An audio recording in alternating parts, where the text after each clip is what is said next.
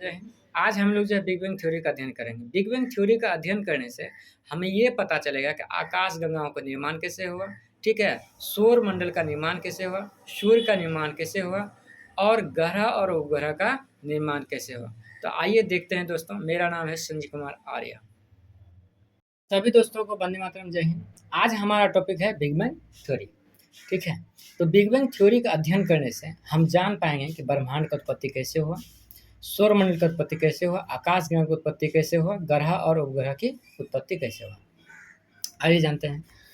Big bang theory का प्रतिपादन जो है जॉर्ज लेवेंटर ने 1927 ईस्वी में किया था, लेकिन उनका जो स्पष्ट व्याख्या वो नहीं कर पाए थे।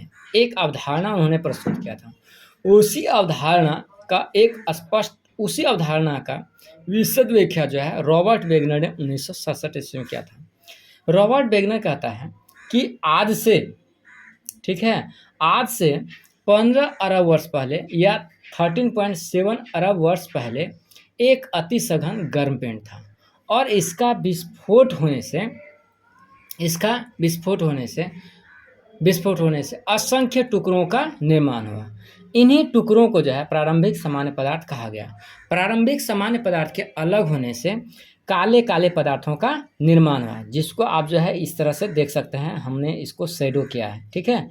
काले काले पदार्थों का क्या हुआ, निर्माण हुआ। और ये सब, इसका टुकड़ा जो है ये सब गोल गोल है, ठीक है? अब जो है काले पदार्थों का बाद में जो है 10.5 अरब वर्ष पूर्व ये हुआ समूहन। ये जो है काले पदार्थों का समूहन हुआ। काले पदार्थों का समूहन के परिधि एरिया में जो है इन प्रारंभिक पदार्थों का, जो आपको गोल गोल दिखता है, समूहन हुआ। तो इनसे जो है आकाश गंगाओं का आकार क्या हो गया, बढ़ता गया। यानी काले पदार्थों का समूहन से आकाश गंगाओं का निर्माण हुआ और इनके चारों ओर जो प्रारंभिक सामान्य पदार्थ चिपकने लगा तो इनसे इसका आकार बढ़ने लगा। बाद में जो है 4.5 अरब वर्ष पहले, ठीक है, 4.5 अरब वर्ष पहले जो है आकाश गंगा में भी विस्फोट हुआ। आकाश गंगा में विस्फोट होने से असंख्य टुकड़ों का निर्माण हुआ। इन असंख्य टुकड़ों का अलग अलग ग्रुप बना। जब असंख्य टुकड़े अलग अलग ग्रुप बनाए और एक टुकड़े दूसरे टुकड़े से जुड़ते गए, असंख्य टुकड़े के समूहन से जो है सूर्य का निर्माण हुआ, ठीक है? बाद में जो है सूर्य में भी अचानक सा क्या हो गया, विस्फोट हुआ। विस्फोट होने से और उन विस्फोट हुए टुकड़े से के समूहन से ग्रहों का निर्माण हुआ और ग्रह में भी बाद में क्या हो गया, विस्फोट हो गया, जिससे जो है उपग्रह का निर्माण हुआ। संभवतः उपग्रह का टुकड़ा ही उल्का या उल्का पिंड है, ठीक है दोस्तों? तो इस तरह से आप समझ गए। आइए अब जो है हम लोग इसके विषय में जानें। क्या कहता है?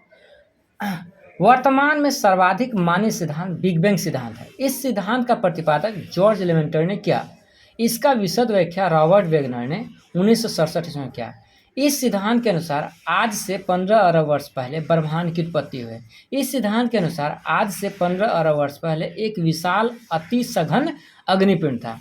इस विशाल अति सघन अग्निपिंड में अचानक विस्फोट हुआ, जिसके कारण पदार्थों का बिखराव हो गया और बिखरे हुए पदार्थों को प्रारंभिक सामान्य पदार्थ कहा गया, ठीक है? प्रारंभिक सामान्य पदार्थ कहा गया। प्रारंभिक सामान्य पदार्थ के अलगाव के कारण काले पदार्थों का निर्माण हुआ।